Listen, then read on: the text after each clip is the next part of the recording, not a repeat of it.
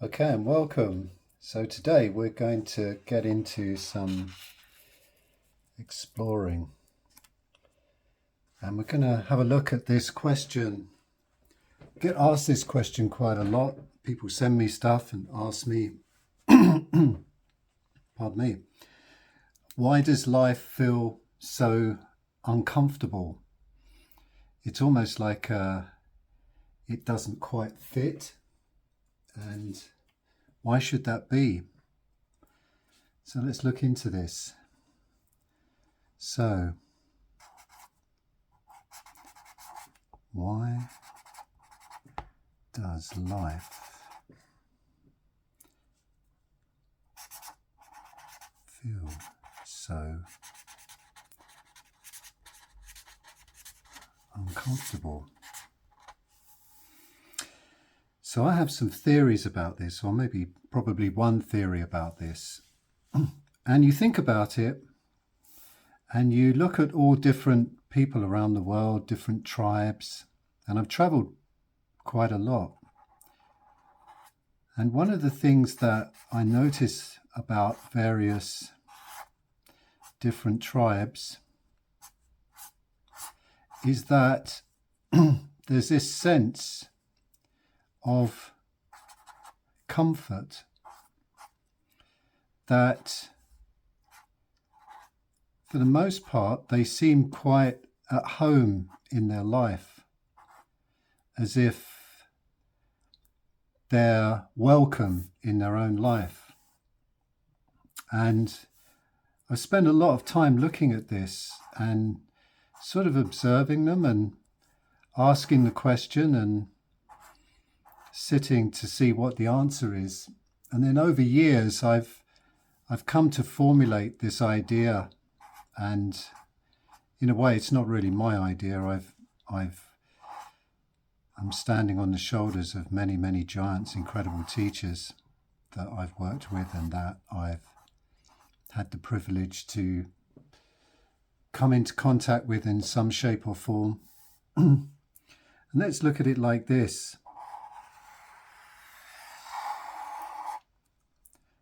We all sit in a context, and that context is the story that our culture tells us, that we're born into, that we don't actually get to choose. So this context is pretty much ubiquitous for everybody. It's the same for the tribal people as well. And it's the context of survival. But what I'm going to show you is that the way the context works for them, and in many cases, some of these so-called primitive people have seen a way out of this predicament and found ways to bring things to life in a different viewpoint. So this context is our culture. And in a way, our culture super amplifies what I call the command, which is this command for survival. And none of us brought this into being. It wasn't like someone sat down and really thought about this. So the command was catalyzed or initiated by no one. So it's no one's fault that we're in the command, that the command seems to characterize everything we do. And I'm going to show you how this works. So this is our culture here. The culture that is enveloped by the command, the survival. And this is what grows up in it. So Inside this we have us, born into this, and then we have the school we go to, all the happy kids around the school, the education system. We have our parents, of course, our friends, our peers. In this, we have all the rules. What's so? What is so? In this, we have the governments. We have money. We have health. We have, well, we have everything. We have nuclear holocausts. We have brains. We have technology. We have joy even shows up in that and is shaped around that. So in other words, the joy that shows up in that is what we can call conditional joy. It's based on a condition. Love showing up in the context of the command is conditional love. It's a love based on something that's needed in order for that love to be present. And in fact, what you find is that love isn't present. There's no presence, actual presence of love. And in here, this fills up more and more. AI sits in here. Whatever, all the other things we have. We have all of the wars that go on. We have sport. We have success, failure. We have privilege, poverty, everything. As you can see, this becomes crowded. And for the most part, I would say with the tribal sense that the way it shows up for them, still survival,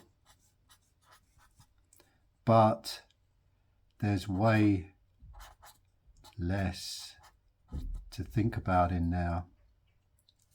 There's way less stuff cluttering this up inside this viewpoint. So you can see that we show up in this. And it's no wonder that this feels uncomfortable, because the more things that, like I said, there's more and more options just show up inside this. More and more options. And those options appear to be choices or possibilities. But you could say that actually there's no real option choices, because they're all predicated on this viewpoint that they show up in, that we show up in. And importantly, language shows up in this command.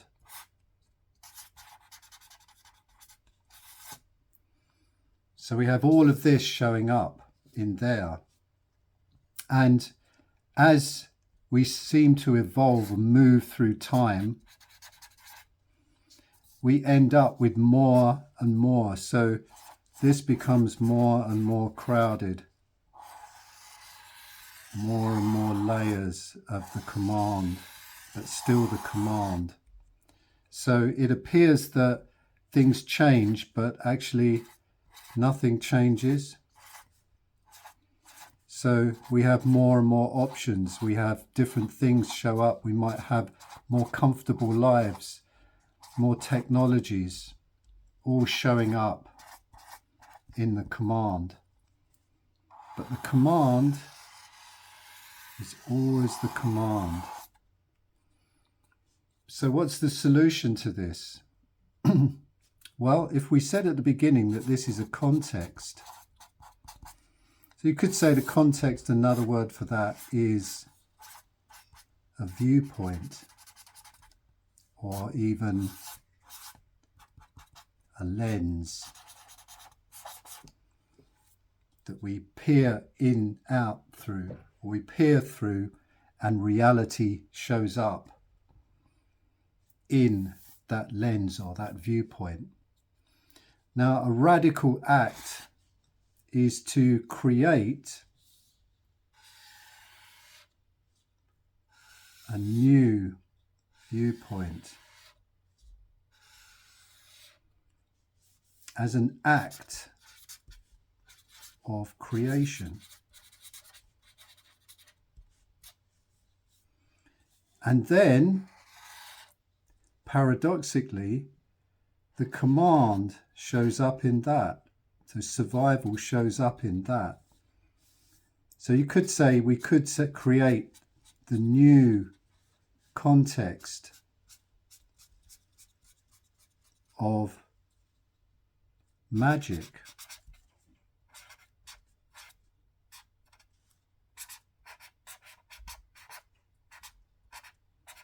Now, there is no such thing as magic. There's just the word magic. But then we create the context of magic. And that magic can be that life is magical.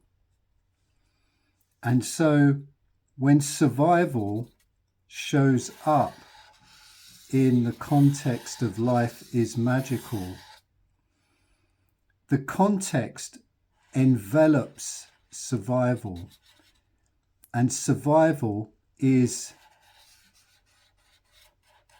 transformed into a process of magic, a magical process. And we don't necessarily know what that's going to be like, but we know that it's not going to be like the command version.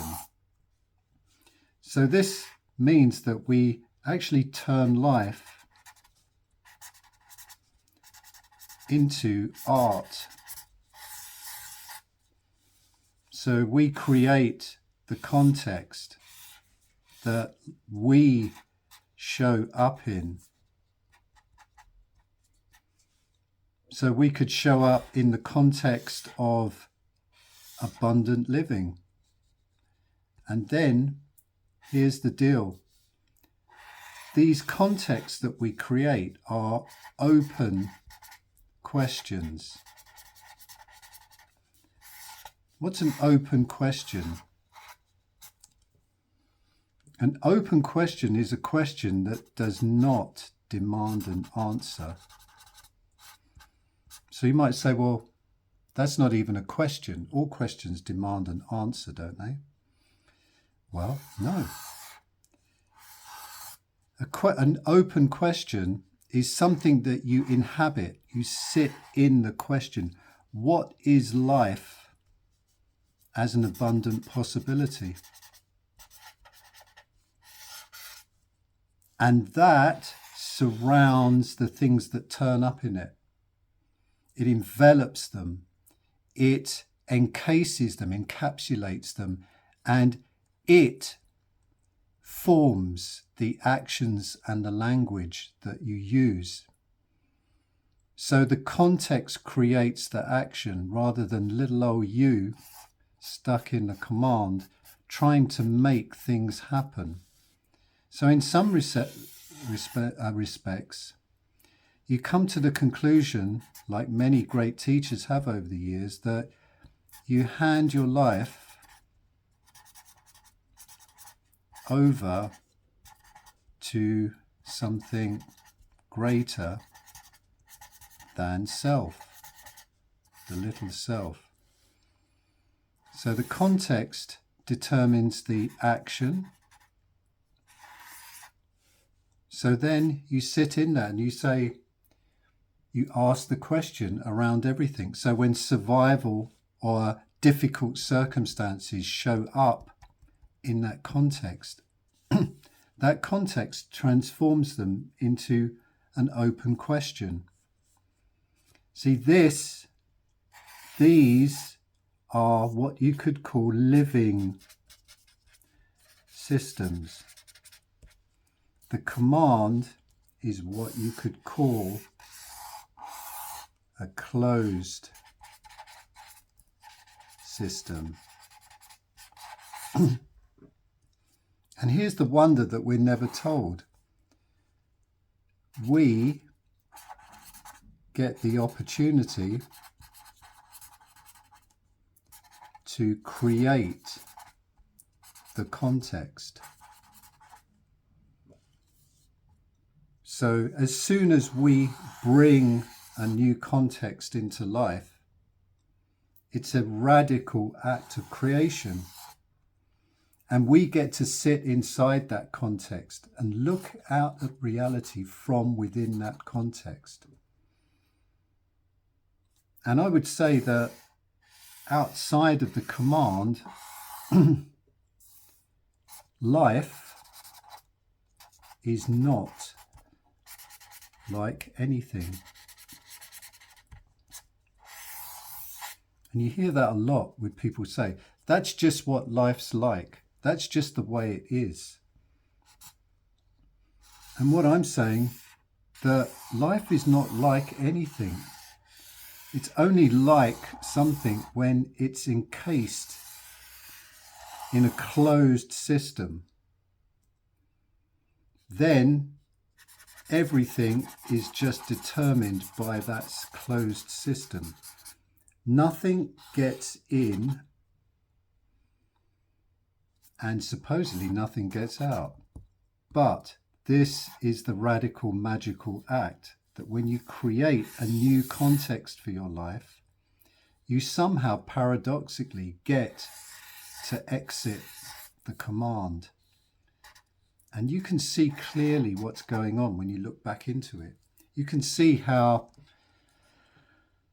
pretty much all your life has been centered around this process of survival, but survival in a very particular stylized way, shaped by our culture and all of the things, the rules, the way things are, the way things should be. This is where shoulds and ares live. You should do this. This is the way things are. This is who you are. This is who you must be. So can you see how the possibility of freedom doesn't show up in here, but you can create the context of freedom, and that radical act of creation gives you the opportunity to explore reality from the context of freedom. So survival shows up in the context of freedom. Your problems show up in the context of freedom. And in a way, what we're looking at here, this is what I call creative alchemy. So you get to alchemize the things that show up in your life. Here, the command dictates everything. And it's so ubiquitous that most of us will never, ever even notice that it's happening. It shows up as everything. It even shows up as our thoughts. The kind of thoughts we have in the command are the kind of thoughts that can only show up in the command. And we don't know what kind of thoughts, what other possibilities there are. In fact, I'm going to say there's completely radically different ways to think. That thinking isn't even like thinking when it's in the command. There's other ways of thinking. There's other ways of seeing. There's other ways of communicating. There's other ways of interfacing with reality.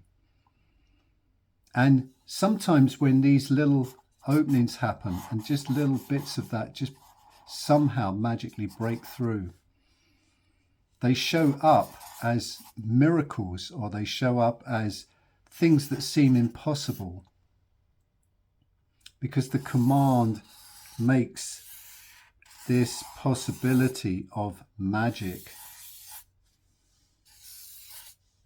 impossible.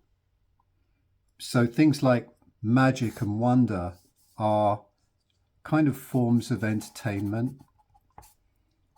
And we don't even know what being a human being is really like outside of this. So when we create a new context, we get to explore being human from a different viewpoint. We get to create being human from within a different viewpoint, or it gets to explore us through a different viewpoint, whichever way you look at it.